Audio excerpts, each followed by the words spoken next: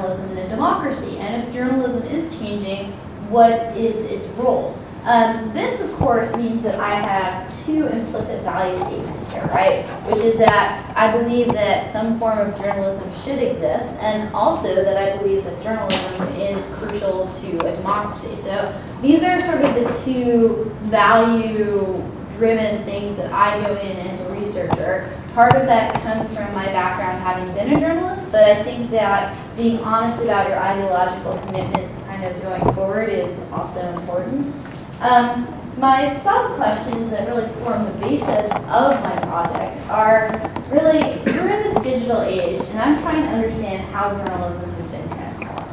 And what I need to do is I need to look at news values, work practices, and sort of the work of journalism as cultural production. So many of the same questions that Lucy is also investigating. And I take as my cue the news ethnographies from the 70s and 80s that were done when these media sociologists basically walked into CBS, Newsweek, Time, the Boston Globe, and they spent 10 years there, and they, basically tried to figure out what were the factors affecting news production. And they came up with a sense of what the values were. They came up with a sense of news as what they called routines. And they came up with a sense of how news ultimately contributes to what we see, and news as socially constructed knowledge. But when you look at what they've done now, we have an entirely different picture of what news is, because we have digital production.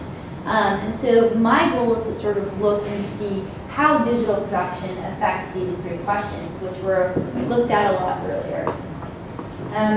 So in keeping with the theme of this OII Institute, I was thinking along the lines of what are the limitations and expectations for creativity and innovation.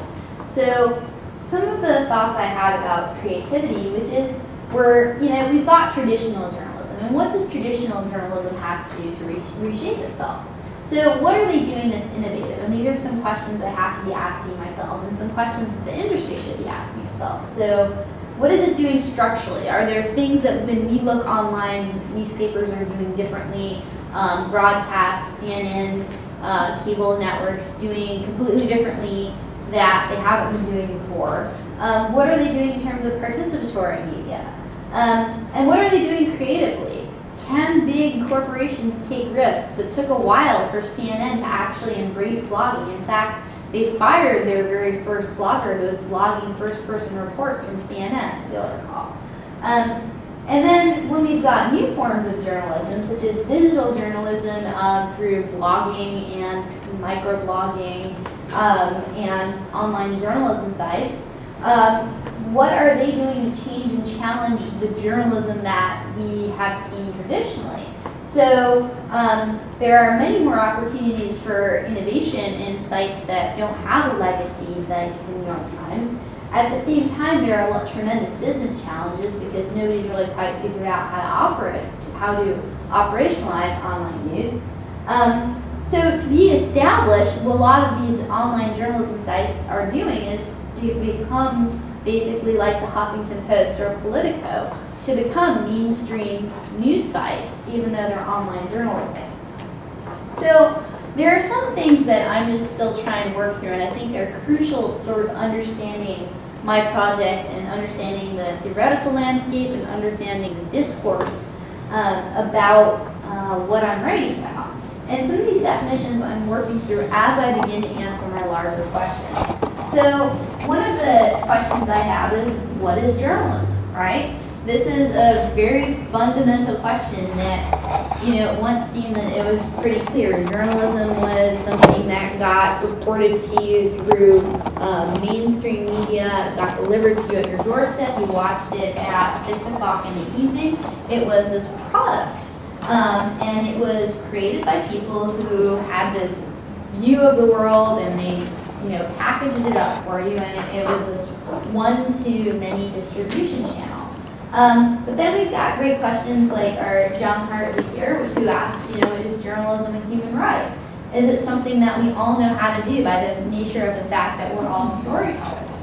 Does it take on a particular form and shape, and should it? So does journalism always have to look like something? Does there always have to be a who, what, when, where, why, how? Can it be emotive? Is the journalism that bloggers doing journalism because it takes on an affectation? And if it does, have these particular forms, should it continue to? Should we embrace new forms of journalism? The other question is, who is the intended audience? Do we still have to continue to rely on the mass audience in order for it to count as journalism, or is it micro audiences that we can start to think about?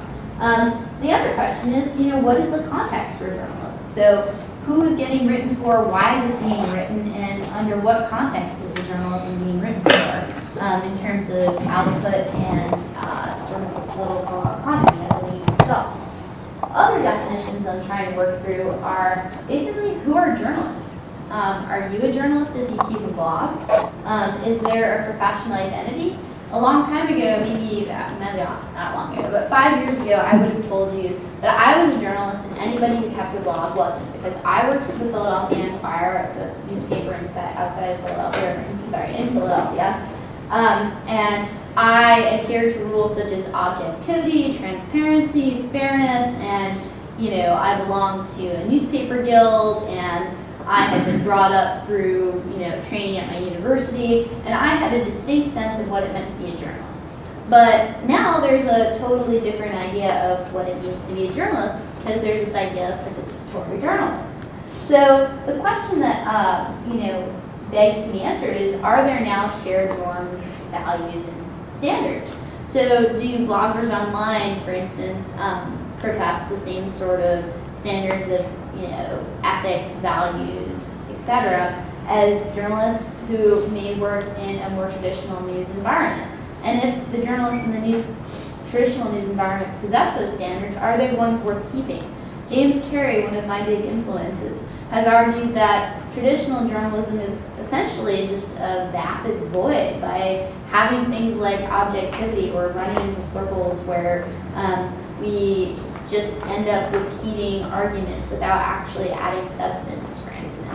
So the other question is, what is the subject position of the journalist? Who is their audience? Who are they answering to?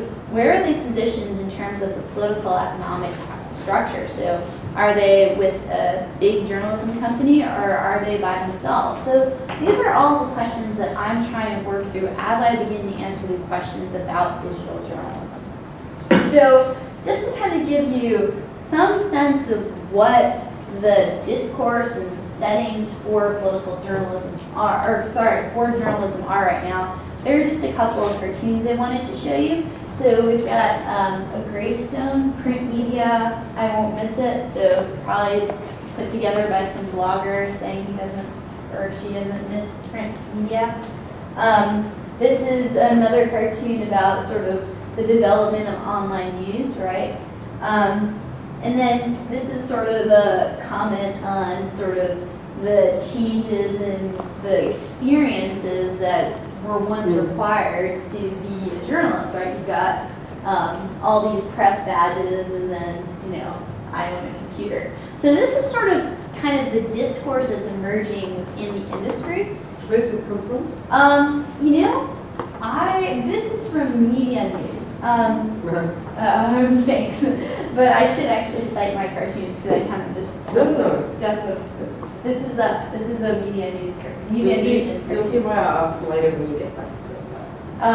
But I have like a growing collection of these, and I feel like I should do something on like the visual representation of the death of journalism, because it's hilarious.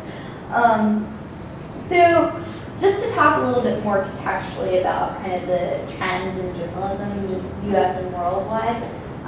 So there have been tremendous declines in print and broadcast media. In the United States, there have been steady circulation declines for the past 20 years. These have been exacerbated by the recession in 2008, where basically we've realized within the news industry that basically online ad revenue is not going to be making up for the losses in subscription bases, and that many of the news organizations that we thought might be able to survive won't.